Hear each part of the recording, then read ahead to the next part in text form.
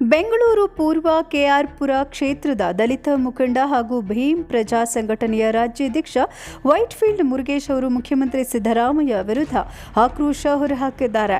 ಅವರು ನೀಡಿದ ಮಾತು ಪಾಲಿಸದಿರುವುದಕ್ಕೆ ತೀವ್ರ ಆಕ್ರೋಶ ವ್ಯಕ್ತಪಡಿಸಿರುವ ಮುರುಗೇಶ್, ಸಂವಿಧಾನ ರಕ್ಷಕರೆಂದು ಹೇಳಿಕೊಳ್ಳುವ ನೀವು ಡಾಕ್ಟರ್ ಬಿ.ಆರ್. ಅಂಬೇಡ್ಕರ್ ಅವರ ಗೌರವಕ್ಕಾಗಿ ಮಾಡಿದ ವಾಗ್ದಾನವನ್ನು ಮರೀತಾ ಇದ್ದೀರಿ ಅಂತ ಸಿಡಿದೆದ್ದಿದ್ರು. ಮುರುಗೇಶ್ ಅವರು ಮುಖ್ಯಮಂತ್ರಿ ಸಿದ್ದರಾಮಯ್ಯ ಅವರಿಗೆ ಸ್ಪಷ್ಟ ಎಚ್ಚರಿಕೆ ನೀಡುತ್ತಾ, ಮಾತು ಕೊಟ್ಟಂತೆ 200 ಮೀಟರ್ ಎತ್ತರದ ಅಂಬೇಡ್ಕರ್ ಪುತ್ಥಳಿಯನ್ನು ಬೆಂಗಳೂರು ವಿಧಾನಸೌಧ ಸಮೀಪದ ರೇಸ್ ಕೋರ್ಸ್ ರಸ್ತೆಯಲ್ಲೇ ನಿರ್ಮಾಣ ಮಾಡಬೇಕು. 200 ಮೀಟರ್ಗಿಂತ 1 ಇಂಚು ಕಡಿಮೆ ಇದ್ರೂ ಸಹ ಸ್ವೀಕಾರಾರ್ಹವಾಗಲಾರದು ಅಂತ ಘೋಷಿಸಿದ್ರು. ಇನ್ನು ಮಹಾರಾಷ್ಟ್ರದ ಬಿಜೆಪಿ ಸರ್ಕಾರ ಡಾಕ್ಟರ್ ಅಂಬೇಡ್ಕರ್ ಅವರ ಮಹಾಪುತ್ಥಳಿಯನ್ನು ನಿರ್ಮಾಣ ಮಾಡ್ತಾ ಇದೆ.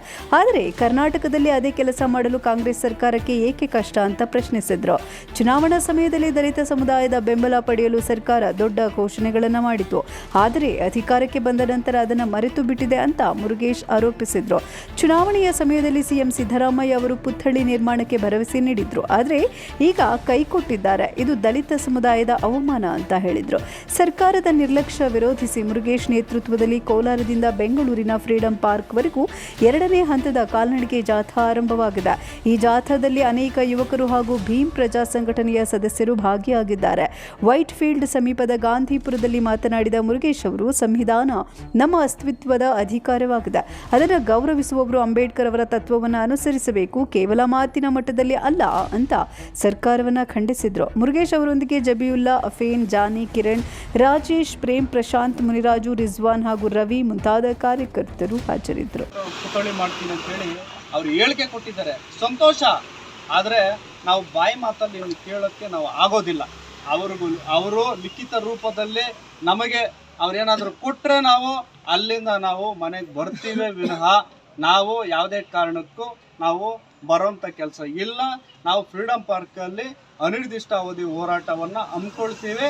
ಮತ್ತು ಅದು 1 ತಿಂಗಳ 2 ತಿಂಗಳಾದ್ರೂ ಈ ಸರ್ಕಾರಕ್ಕೆ ನಾಚಿಕೆ ಮಾನ ಮರ್ಯಾದೆ ಏನಾದರೂ ಇತ್ತಂದರೆ ಈ ಹೋರಾಟಕ್ಕೆ ಸ್ಪಂದಿಸಿ ಅವತ್ತೇ ಬಂದು ರಾಜ್ಯದ ಸಮಾಜ ಕಲ್ಯಾಣ ಸಚಿವರಾದಂಥ ಎಚ್ ಸಿ ಮಾದೇವಪ್ಪ ಆಗಿರ್ಬೋದು, ನಮ್ಮ ರಾಜ್ಯದ ಹೆಮ್ಮೆಯ ಮುಖ್ಯಮಂತ್ರಿ ಅಂತ ಇವಾಗಲೂ ಹೇಳ್ಕೊತೀರಿ, ಸಂವಿಧಾನ ಪರವಾಗಿದ್ದೀರಿ ಅಂತ ಹೇಳ್ಕೊತೀರಿ. ಆದರೆ ಇವತ್ತು ಇದೆಲ್ಲ ನೋಡಿದಾಗ ನಮಗೆ ಅನುಮಾನ ಆಗ್ತದೆ. ಇವರು ಸುಮ್ಮನೆ ಮಾಧ್ಯಮ ಮುಂದೆ ಏನಾದರೂ ಜನಗಳನ್ನ ಮೆಚ್ಚಲಿಕ್ಕೆ ಹೇಳ್ತಾ ಇದ್ದಾರಾ? ಈಗ ಏಪ್ರಿಲ್ 14ನೇ ತಾರೀಕು ಅವರು ದೇಶದ ಅತಿ ಎತ್ತರ ಒಂದು ಪುತ್ಥಳಿ ಮಾಡ್ತೀನಿ ಅಂತೇಳಿ ಏನು ಆಶ್ವಾಸನೆ ಕೊಟ್ಟರು, ಸಂತೋಷ. ಆದರೆ ಇವತ್ತು ಎಷ್ಟನೇ ತಿಂಗಳಿದು? 10ನೇ ತಿಂಗಳಾಯಿತು. ಹೇಳಿ 6 ತಿಂಗಳಾಯಿತು, ಕೆಲಸ ಪ್ರಾರಂಭ ಮಾಡಿಲ್ಲ. ಮತ್ತು ಯಾವಾಗ ಪ್ರಾರಂಭ ಮಾಡ್ತೀರಾ? ಉದಾಹರಣೆ ಏನಪ್ಪ, ನಾನು ಯಾಕಪ್ಪ 200 ಮೀಟ್ರೇ ನಾನು ಕೇಳ್ತಾ ಇದ್ದೀನಿ ಅಂದರೆ, ಉದಾಹರಣೆ ನಿಮಗೆ ಇದು ಮಹಾರಾಷ್ಟ್ರ ಸರ್ಕಾರ, ಇದು BJP ಗೌರ್ಮೆಂಟ್, ಯಾವುದೇ ಸರ್ಕಾರ ಆಗಿರ್ಬೋದು, ಬಾಬಾ ಸಾಹೇಬ್ ಅಂಬೇಡ್ಕರ್ ಅವರ ಪುತ್ಥಳಿ 450 ಅಡಿಗಳ ಎತ್ತರದ ಒಂದು ಪುತ್ಥಳಿ.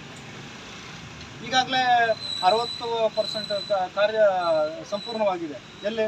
ಮಹಾರಾಷ್ಟ್ರ ಹಿಂದೂ ಏನು ನಮ್ಮ ದಾದರಲ್ಲಿ ಇದೆಯಲ್ಲ, ದಾದರಲ್ಲಿ 450 ಅಡಿ ಈಗಾಗಲೇ ಏನು ನರೇಂದ್ರ ಮೋದಿ ಸಾಹೇಬರು ಈ ಶಂಕುಸ್ಥಾಪನೆ ಆಗಿ 60% ಕಾರ್ಯ ಮುಗಿದಿದೆ. ಇದು ಮಹಾರಾಷ್ಟ್ರದಲ್ಲಿ 450 ಅಡಿ. ಮತ್ತು 206 ಅಡಿ, ವಿಜಯವಾಡದಲ್ಲಿ 206 ಅಡಿ. ಮತ್ತು ಗುಜರಾತಲ್ಲಿ ಸರ್ದಾರ್ ವಲ್ಲಭಾಯ್ ಪಟೇಲ್ ಅವರ ಪುತ್ಥಳಿ 182 ಮೀಟರ್. 182 ಮೀಟರ್ ಅಂದರೆ 597 ಅಡಿ. ನಾವು ವಿರೋಧಿಸಲ್ಲ, ಓಕೆ. ಆದರೆ ಇವತ್ತು ಈ ದೇಶ ನಡೀತಾ ಇರೋದು ಯಾವುದರಿಂದ? ಬಾಬಾ ಸಾಹೇಬ್ ಅಂಬೇಡ್ಕರ್ ಕೊಟ್ಟಂಥ ಸಂವಿಧಾನದ ಅಡಿಯಲ್ಲಿ ಇವತ್ತು ನಾವೆಲ್ಲ ಬದುಕ್ತಾ ಇದ್ದೀರಿ. ಅವರು ಕೊಟ್ಟಂಥ ಭಿಕ್ಷೆನಲ್ಲಿ ನಾವು ಬದುಕ್ತಾ ಇದ್ದೀರಿ. ಅವ್ರ ಪುತ್ಥಳಿನ 200 ಮೀಟರ್ ಮಾಡೋದಕ್ಕೆ ಯಾಕೆ ನೀವು ತಾರತಮ್ಯ ಮಾಡ್ತಾ ಇದ್ದೀರಾ? ಇದನ್ನು ನಾವು ವಿರೋಧಿಸ್ತೀವಿ.